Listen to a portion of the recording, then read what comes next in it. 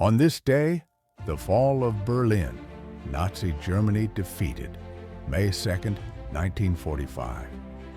On this day, May 2nd, 1945, the final act of the Second World War in Europe reached its conclusion.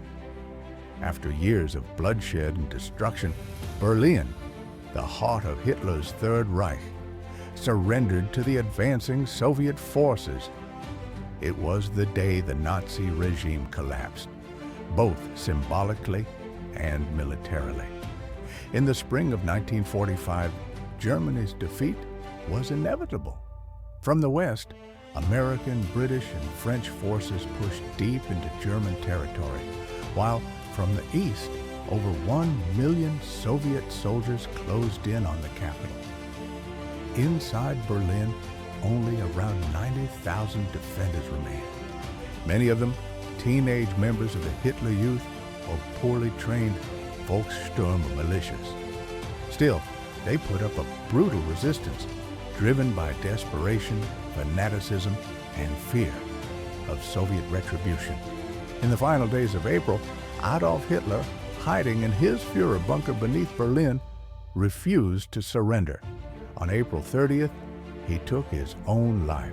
His propaganda minister, Joseph Goebbels, briefly assumed control, but also committed suicide the next day after poisoning out his 6 children with his wife.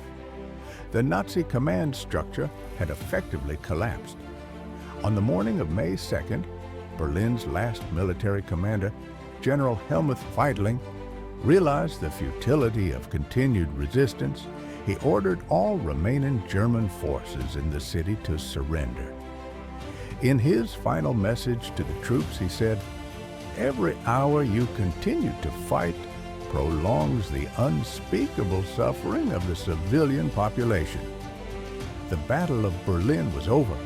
The once mighty capital of the Third Reich was reduced to rubble. Over 80,000 Soviet and 50,000 German soldiers were killed, alongside countless civilians. Just a few days later, on May 7th, Germany would surrender unconditionally, and World War II in Europe would be officially over. But the story didn't end with the surrender. In the aftermath, Germany was divided into 4 occupation zones, and although Berlin was deep within Soviet-controlled territory, it too was split among the Allies. This uneasy division planted the seeds for a new conflict, the Cold War.